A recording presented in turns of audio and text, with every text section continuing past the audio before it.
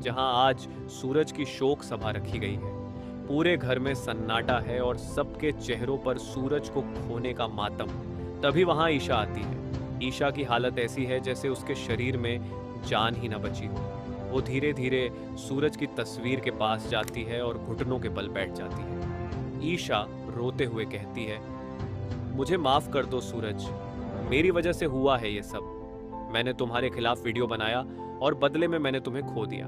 मैं अपने आप को कभी माफ नहीं कर पाऊंगी सूरज। ईशा का ये हाल देखकर ताई माँ उसे संभालती हैं और कहती हैं, नहीं ईशा, इसमें तुम्हारी कोई गलती नहीं है बेटी, सब गलती मेरी है।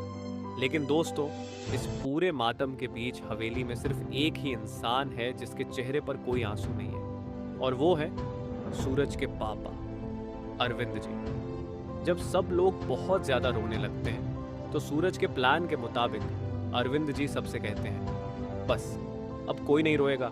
मेरा सूरज कभी नहीं चाहता था कि हम उसे इस तरह रोते हुए याद करें। अरविंद जी की ये बात सुनकर सबको बहुत अजीब लगता है, क्योंकि वो इतने पत्थर दिल कैसे हो सकते हैं। लेकिन अरविंद जी तो अंदर ही अंदर खुश हैं, क्योंकि वो जानते हैं कि उनका सूरज जिंदा है। शोक सभा के बाद जब अरविंद जी अकेले होते हैं तो वो छुपकर सूरज से फोन पर बात करते हैं। वो कहते हैं, बेटा, मैं ये रोने का नाटक और नहीं कर सकता, तू बस अब सबके सामने आ जा। सब तुझे बहुत मिस कर रहे हैं, खासकर ईशा। आज सभा में उसके आंसू नहीं रुक रहे थे। तू जल्दी से पूरी सच्चाई पता कर। इस पर सूरज कहता है, पापा, मुझे ये तो पता चल गया है कि ईशा जी आज भी सिर्फ मुझे ही चाहती है और आकाश के साथ वो किसी बहुत बड़ी मजबूरी में रह रही है। लेकिन मैं उनके मुंह से सुनना चाहता हूँ कि आखिर वो 1 साल पहले मुझे छोड़कर क्यों गई, और इसके लिए मैंने एक प्लान बनाया है। अगले दिन सूरज के प्लान के मुताबिक अरविंद जी ईशा को हवेली बुलाते हैं और कहते हैं, बेटा, मेरे बेटे की आत्मा की शांति के लिए मैं चाहता हूँ कि तुम एक बार उसी गार्डन में जाओ जहाँ तुम और सूरज हमेशा मिला करते थे। ये एक पिता की अपने बेटे के लिए आखिरी ख्वाहिश है।